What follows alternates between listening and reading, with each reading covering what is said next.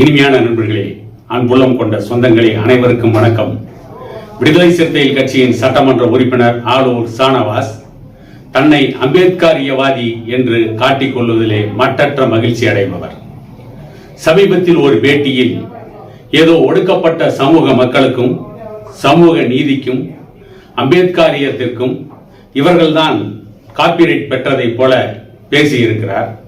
அதில் விடுதலை சிறுத்தைகள் கட்சி தான் தொடர்ந்து வெற்றி பெற்றுக் கொண்டே வருகிறது என்றெல்லாம் உளறி கொட்டியிருக்கிறார். அதே நேரத்தில் வழக்கம் போல விடுதலை சிறுத்தைகள் கட்சியை சார்ந்தவர்கள் ஆளுங்கட்சிக்கு எதிராக நடக்கின்ற தவறுகளுக்கு அந்த தவறுகளை கண்டித்து விமர்சனம் செய்கின்ற அந்த ஜனநாயக கடமையை மறந்துவிட்டு பாட்டாளி மக்கள் கட்சியின் மீது இந்த ஆளூர் ஷானவாஸ் அவர்களும் அவதூறான கருத்துக்களை கூறியிருக்கிறார். அவர் என்ன சொல்லியிருக்கிறார் என்று கேட்டால், அம்பேத்கரியவாதிகள் எத்தனையோ பேர் கட்சி ஆரம்பித்தார்கள், ஆனால் விடுதலை சிறுத்தைகள் கட்சியின் தலைவர் திருமாவளவன் மட்டும்தான் இன்றைக்கு 2 எம்பிக்களை பெற்றிருக்கிறார்கள், 4 சட்டமன்ற உறுப்பினர்களாம் இருக்கிறார்கள் என்று சொல்லியிருக்கிறார். நான் கேட்கிறேன், அம்பேத்கரியம் நாடாளுமன்ற உறுப்பினர்களை பெறுவதும் சட்டமன்ற தேர்தலில் வெற்றி பெறுவதும் மட்டும்தான் அம்பேத்கரியமா? அம்பேத்கருடைய கொள்கை என்ன? ஒடுக்கப்பட்ட மக்களுக்கு சமூக நீதி, ஒடுக்கப்பட்ட மக்களுக்கு இந்த நாட்டிலே பூரண சுதந்திரம், அவர்களுக்கான உரிமைகளை மீட்பது, அவர்களுக்கான சலுகைகளை அரசாங்கத்திடம் போராடி பெற்றுக் கொடுப்பது, இதுதானே அம்பேத்கரியம். 2 நாடாளுமன்ற உறுப்பினரையும் 2-3 சட்டமன்ற உறுப்பினர்களும் பெற்றுவிட்டால் அது அம்பேத்கரியம் பெற்ற வெற்றியாகி விடுமா? எவ்வளவு அபத்தமான கருத்தை அலங்காரமாக கூறுகிறார் ஆளூர் ஷானவாஸ். அம்பேத்கரியத்தை எப்படியெல்லாம் இவர்கள் திரித்து கூறியிருக்கிறார்கள். அம்பேத்கர் சமூக நீதிக்காக போராடிய தலைவர், ஒடுக்கப்பட்ட சமூகமான தலித் சமூகத்திற்கு சமூக நீதியை பெற்றுக் கொடுத்து கல்வி வேலை வாய்ப்பிலே இடஒதுக்கீட்டை பெற்று தந்த தலைவர். அவருக்கு பிறகு இந்தியாவில் ஏன் தமிழகத்தில் இதே திருமாவளவன் இத்தனை ஆண்டுகள் கட்சி நடத்தியும் கூட தாழ்த்தப்பட்ட சமூகத்திற்கான இடஒதுக்கீட்டில் எந்த முன்னேற்றமும் இல்லை. மத்திய அரசின் உயர் மருத்துவ கல்வியில் பாட்டாளி மக்கள் கட்சியினுடைய தலைவர், இப்போதைய தலைவர் அன்புமணி ராமதாஸ் அவர்கள் மத்திய சுகாதாரத்துறை அமைச்சராக வந்ததற்கு பிறகுதான் அம்பேத்கருக்கு பிறகு தலித் சமூகத்தை சார்ந்தவர்களுக்கு மருத்துவ உயர் கல்வியில் இடஒதுக்கீடு தரப்பட்டது. அதையெல்லாம் மறுதளித்து விட்டு பாட்டாளி மக்கள் கட்சியின் மீது அவதூறு கூற வேண்டும் என்பதற்காகவே ஆளூர் ஷானவாஸ் போன்றவர்கள் பேசிக் கொண்டிருக்கிறார்கள். இது எவ்வளவு பெரிய பச்சுவந்தித்தனம்! இன்னொரு செய்தியை ஆளூர் ஷானவாஸ் பேசுகிறார். பாட்டாளி மக்கள் கட்சி ஜாதி வெறி பிடித்த கட்சி என்று பேசுகிறார்.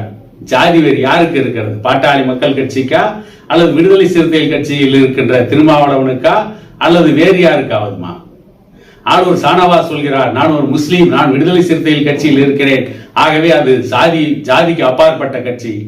அப்படி பார்த்தால் பாட்டாளி மக்கள் கட்சியினுடைய பொதுச் செயலாளரே தலித் சமூகத்தை சார்ந்தவர், பொருளாளர் வேறு சமூகத்தை சார்ந்த பெண். பாட்டாளி மக்கள் கட்சியில் தற்பொழுது கூட கிட்டத்தட்ட 3 பேர் 4 பேர் நடந்து முடிந்த நாடாளுமன்ற தேர்தலிலே கள்ளக்குறிச்சியிலே உடையார், விழுப்புரத்திலே தலித் சமூகத்தை சார்ந்த முரளி சங்கர்,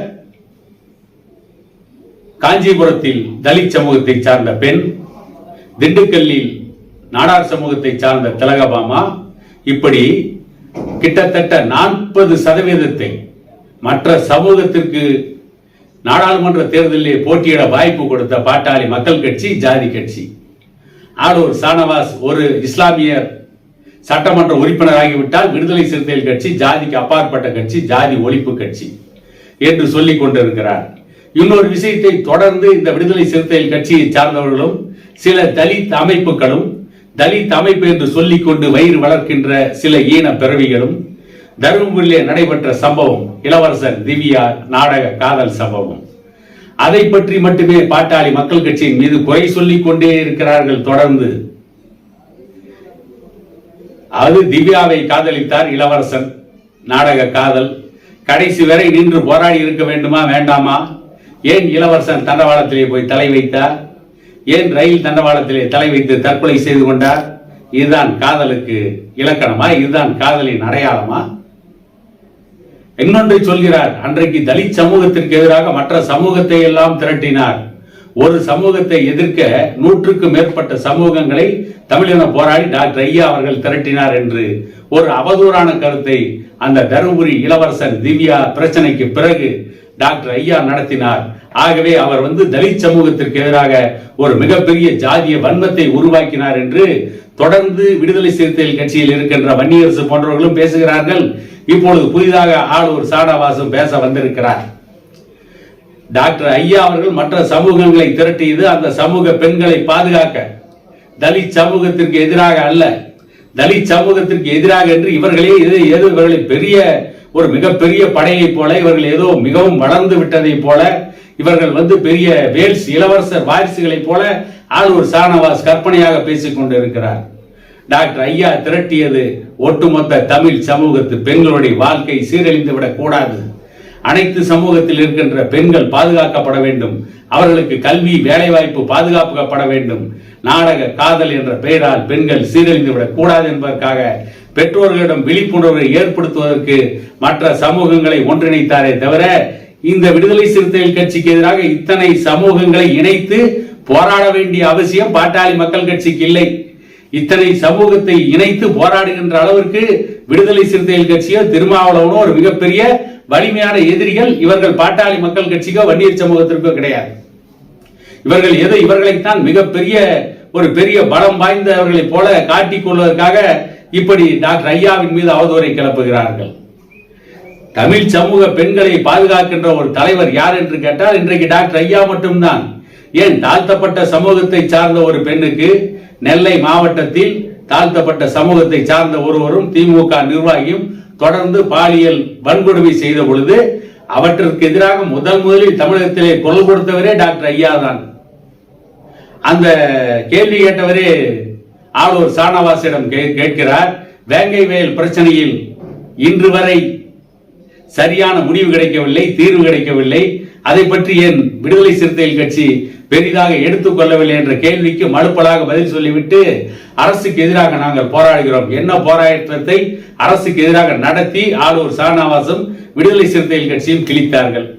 அதே வேங்கை வயல் மட்டும் வட தமிழகத்தின் கடலூர், தருமபுரி, சேலம் போன்ற மாவட்டங்களில் இருந்திருந்தால் அந்த வேங்கை வயல் குடிநீர் தொட்டியில் மலம் கழித்தது வன்னியர் என்கின்ற ஜாதி வெறியர்கள் என்று ஆளாளுக்கு குதித்திருப்பார்கள், கூப்பாடு போட்டிருப்பார்கள்.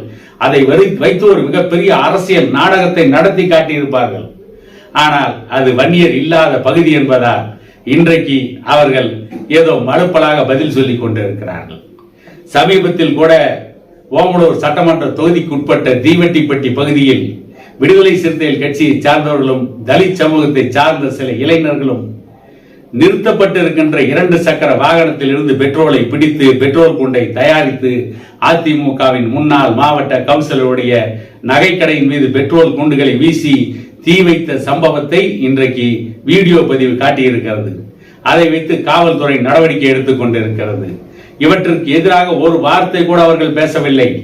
ஆனால் அங்கேயும் ஜாதி வெறி வன்னியர்கள் தான் தலித் சமூகத்தினுடைய வழிபாட்டு உரிமையை பறித்தார்கள் என்று பேசிக் கொண்டிருக்கிறார்கள். சரி, வன்னியர்கள் பறித்தார்கள், மற்ற ஜாதி எல்லாம் என்ன அவர்களை அழைத்து கொண்டு போய் கோவிலுக்குள் விட்டார்களா? அவர்களை கோவிலில் பூஜை செய்ய விட்டார்களா?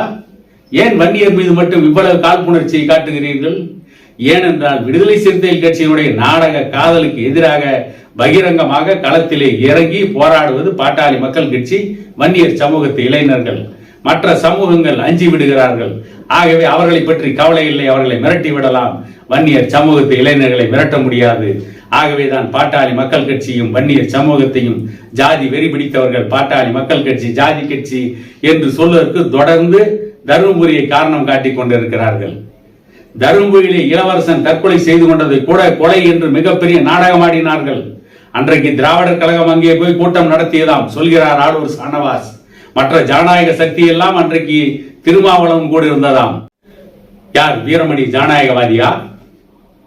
சுபவீரபாண்டியன் ஜனநாயகவாதியா? திமுக ஜனநாயக கட்சியா? இவர்கள் எல்லாம் ஜனநாயக சக்திகளா? தமிழ்நாட்டிலேயே மிகப்பெரிய சர்வாதிகார கட்சி எதுவென்று கேட்டால் திமுக. பெரியாரின் பெரும் தொண்டர்கள் எல்லாம் வெளியேற்றிவிட்டு பெரியாருடைய சொத்துக்களை அபகரித்து சர்வாதிகாரமாக இயக்கத்தை திராவிடர் கழகத்தை நடத்தி கொண்டிருப்பவர் வீரமணி. கள்ளக்காதலை கூட குடும்பம் கடந்த உறவு, திருமணம் கடந்த உறவு என்று நியாயப்படுத்தி பேசிய ஒழுக்க கேடர் தான் சுபவீரபாண்டியன்.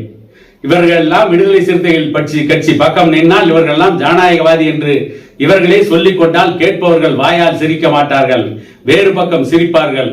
அந்த அளவிற்கு இந்த ஆளூர் சானவாசுடைய பேட்டி மிகவும் மோசமாக இருக்கிறது என்று கூறிக்கொண்டு இன்னொரு காணொலியில் உங்களை சந்திக்கும் வரை உங்களிடமிருந்து விடைபெறுவது உங்கள் எடப்பாடி துரைசாமி.